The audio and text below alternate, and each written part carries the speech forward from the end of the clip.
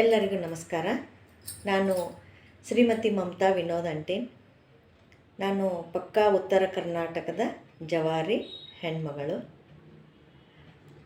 ನಾನು ಕಳೆದ ಸುಮಾರು 2 ವರ್ಷದ ಹಿಂದೆ ಇರಬೇಕು, ನಾನು ಗಂಡನ ಹೆಸರು ಹೇಳೋದಕ್ಕೆ ಒಡಪ ಅಂತಾರಲ್ಲ, ಒಡಪ ಹೇಳಿದ್ದೆ. ಅದು ಒಂದು ಸ್ಪರ್ಧೆ ಇತ್ತು. ಆ ಸ್ಪರ್ಧೆ ಒಳಗೆ ನಾನು 1 ನಿಮಿಷದೊಳಗೆ ಯಾರು ಒಡಪ ಹೆಚ್ಚು ಹೇಳ್ತಾರೆ ಅವ್ರಿಗೆ ಫಸ್ಟ್ ಪ್ರೈಸ್ ಅಂತ ಇತ್ತು. ನನಗದು ಉತ್ತರ ಕರ್ನಾಟಕದ ಮಂದಿ ಒಡಪ ಹೇಳೋದಂದ್ರೆ ದೊಡ್ಡ ಖುಷಿ ಅಲ್ರಿ. ಹೀಗಾಗಿ ನಾನು ಅದನ್ನು ಹಗಲಿ ರಾತ್ರಿ ಕೂಡಿ ಎಲ್ಲ ಕೂಡಿಸ್ಕೊಂಡು ಕಾಕುನ ಹತ್ರ, ದೊಡ್ಡಮ್ಮನ ಹತ್ರ, ಎಲ್ಲರ ಹತ್ರ, ಅಮ್ಮನ ಹತ್ರ, ಎಲ್ಲರ ಹತ್ರ ಕೇಳಿ ಕೂಡಿಸ್ಕೊಂಡು ನಾ 1 ನಿಮಿಷ ಒಳಗೆ 15 ಒಡಪ ಹೇಳಿದ್ದೆ. ಅದನ್ನು ವಿಡಿಯೋ ಹಾಕಿದ ಮೇಲೆ ನನಗೆ 95,000 ಮಂದಿ ನೋಡಿ ಕಮೆಂಟ್ಸ್ ಹಾಕ್ಯಾರ. ಏನಂತ, ನೀವು ಎಷ್ಟು ಫಾಸ್ಟ್ ಹೇಳಿರಿ, ನಮಗೆ ನಿಮ್ಮ ಭಾಷೆ ಅದು ತಿಳಿಯವಲ್ತು, ಸ್ವಲ್ಪ ನಿಧಾನಾಗಿ ಮಾಡಿ ಹಾಕ್ರಿ ಮೇಡಮ್ ಅಂತ ಭಾಳ ಜನ ಕಮೆಂಟ್ಸ್ ಹಾಕಿದ್ರು.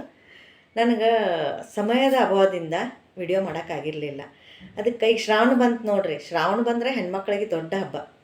ಅದಕ್ಕೆ ನಾ ಏನು ವಿಚಾರ ಮಾಡಿದೆ, ಶ್ರಾವಣದೊಳಗೆ ಹಾಕಿದ್ರೆ ಈಗ ಅರ್ಶಿನ ಕುಂಕುಮಕ್ಕೆ ಹೋಗ್ತಿರಲ್ಲ, ಗಂಡನ ಹೆಸರು ಹೇಳಂತ ಹೇಳ್ತಾರೋ ಪಟ್ ಅಂತ ಹೇಳಿಬಿಡ್ತೀರಿ. ಅದಕ್ಕೆ ಹಂಗೆ ಹೇಳಕ್ಕೆ ಹೋಗ್ಬೇಡ್ರಿ. ಯಾಕಂದ್ರೆ ನಮ್ದು ಹಳೇದ ಸಂಸ್ಕೃತಿಯನ್ನು ಉಳಿಸ್ಕೊಂಡು ಹೋಗ್ಬೇಕಂತ ನಾ ಸಣ್ಣ ಪ್ರಯತ್ನ ಮಾಡಾಕತ್ತೀನಿ ಅಷ್ಟೆ. ಅದಕ್ಕೆ ಅವಂಥವೇನು ಕಠಿಣ ಇಲ್ಲರಿ. ಅವು ಈಗ ಹೆಂಗೆ ನೀವು ಟಿ ವಿ ನೋಡಿದ ಕೂಡಲೇ ಹಾಡ ಹೆಂಗೆ ಭಾಟ್ ಮಾಡ್ತಿರಲ್ಲ, ಹಂಗೆ ಇದನ್ನು ನೀವು ಖುಷಿಯಿಂದ ಮಾಡಿದ್ರೆ ನೀವು 4 ಜನ ಕೂಡಿ ತುಂಬಿಸ್ಕೊಳಕ್ಕೆ ಹೋದಾಗ ಯಾರು ಕೇಳಿದ್ಕೋ ಪಟ್ ಅಂತ ಹೇಳ್ಬೇಕು. ಅವ್ರು ಇನ್ನೊಂದು ಸರಿ ಇನ್ನೊಂದು ಬ್ಯಾರೆದಿದ್ರೆ ಹೇಳು ಅಂತಾರೆ. ಅದಕ್ಕೆ ನಾನು ನಿಧಾನಾಗಿ ಒಂದೊಂದು ವಿಡಿಯೋದೊಳಗೆ 5 ರಂಗೆ ಹೇಳ್ಕೊತ ಹೋಗ್ತೀನಿ. ಕಲ್ಕೋರಿ, ಎಲ್ಲರೂ ಹೇಳ್ರಿ, ಮತ್ತು ಎಲ್ಲರೂ ನಿಮ್ಮ ಫ್ರೆಂಡ್ಸಿಗೆಲ್ಲ ಶೇರ್ ಮಾಡಿರಿ. ನಿಮಗೆ ಲೈಕ್ ಆದ್ರೆ ಲೈಕ್ ಮಾಡಿರಿ, ಶೇರ್ ಮಾಡಿರಿ, ಕಮೆಂಟ್ಸ್ ಹಾಕ್ರಿ. ನಾ ಈಗ 5 ಒಡಪ ಹೇಳ್ತೀನಿ, ಅದನ್ನು ಕೇಳ್ಕೊರಿ.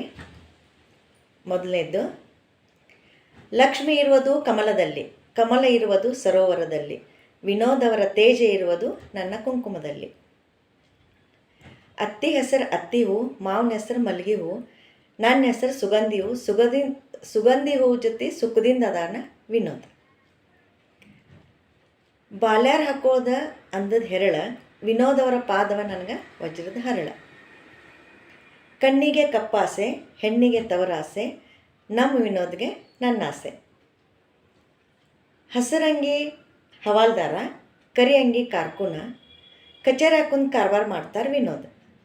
ಈಗ 5 ಒಡಪ ಹೇಳೇನಿ ನೋಡ್ರಿ, ನಿಧಾನಂಗೆ ಹೇಳೇನಿ. ನಿಮಗೆ ಹೆಂಗೆ ಅನ್ನಿಸ್ತು, ಏನು ಅನ್ನಿಸ್ತು ಅದನ್ನು ನೀವು ಕಮೆಂಟ್ಸ್ ಒಳಗೆ ಹಾಕಿದ್ರೆ ನಾನು ನೆಕ್ಸ್ಟ್ ವಿಡಿಯೋದೊಳಗೆ ಅದನ್ನು ಏನು ಚೇಂಜ್ ಮಾಡ್ಕೋಬೇಕಿದ್ರೆ ಚೇಂಜ್ ಮಾಡಿಕೊಂಡು ನಿಮಗೆಲ್ಲರಿಗೂ ತಿಳಿಯುವಂಗೆ ಹಾಕ್ತೀನಿ. ದಯವಿಟ್ಟು ಇವನ್ನ ಎಲ್ಲರೂ ಕಲಿತ ಶ್ರಾವಣದೊಳಗೆ ಉಡಿ ತುಂಬ್ಕೊಳಕ್ಕೆ ಹೋದಾಗ ಅವ್ರು ಒಡಪ ಹೇಳ ಅನ್ನೋಕ್ಕಿಂತ ಮುಂಚೆನೇ ನೀವು ಒಡಪ ಇಟ್ಟು ಹೇಳಿಬಿಡ್ರಿ. ಅಂದ್ರೆ ಅದ್ರದ್ದು ಗಮ್ಮತ್ತು, ಅದ್ರ ಮಜಾನ ಬೇರೆ ಇರ್ತೈತೆ ರೀ. ಥ್ಯಾಂಕ್ ಯು, ಧನ್ಯವಾದಗಳು.